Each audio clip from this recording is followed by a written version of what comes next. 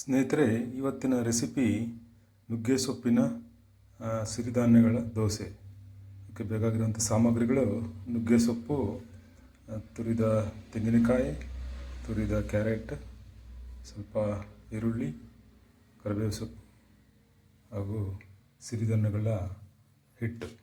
ಇದು ಸಿರಿಧಾನ್ಯಗಳಿಂದ ಮಾಡಿದ ಪೌಡ್ರಿಂದ ಮಾಡಿದಂಥ ಹಿಟ್ಟು. ರುಚಿಗೆ ತಕ್ಕಷ್ಟು ಉಪ್ಪು ಹಾಗೂ ಎಣ್ಣೆ ಹಾಗೂ ತುಪ್ಪ. ಈಗ ಮೇಲೆ ಹೇಳಿದಂಥ ಎಲ್ಲ ಪದಾರ್ಥಗಳನ್ನು ಈ ರೀತಿ ಚೆನ್ನಾಗಿ ಮಿಕ್ಸ್ ಮಾಡಿಕೊಂಡು ದೋಸೆ ಹಿಟ್ಟಿನ ಅದಕ್ಕೆ ಕಲಿಸ್ಕೊಳ್ಬೇಕು. ರುಚಿಗೆ ತಕ್ಕಷ್ಟು ಉಪ್ಪನ್ನು ಹಾಕಿ ಈಗ ಹೆಂಚು ಕಾದಿದೆ. ಈಗ ನೋಡೋಣ.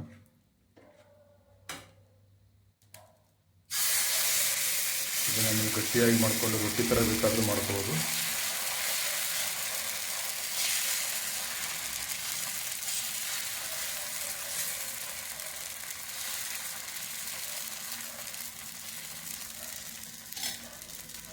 ಇದಕ್ಕೆ ಸ್ವಲ್ಪ ಎಣ್ಣೆಯನ್ನು ಸುತ್ತಲೂ ಹಾಕೋಣ.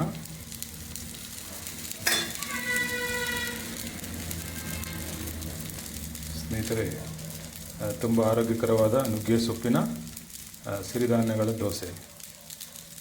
ಈಗ ದೋಸೆ ರೆಡಿಯಾಗಿದೆ. ಅದಕ್ಕೆ ಮೇಲುಗಡೆ ಸ್ವಲ್ಪ ತುಪ್ಪ ಹಾಕೋಣ. ಅದಕ್ಕೆ ಅದರ ಜೊತೆಗೆ ಕಾಂಬಿನೇಷನ್ ಆಗಿ ಪುದೀನ ಚಟ್ನಿ ತುಂಬ ಚೆನ್ನಾಗಿರುತ್ತೆ. ಫ್ರೆಂಡ್ಸ್, ಈಗ ನುಗ್ಗೆ ಸೊಪ್ಪಿನ ಮಿಲೆಟ್ಸ್ ದೋಸೆ ರೆಡಿಯಾಗಿದೆ. ನೀವು ಸಹ ಮಾಡ್ಕೊಳ್ಳಿ, ತಿನ್ಕೊಳ್ಳಿ.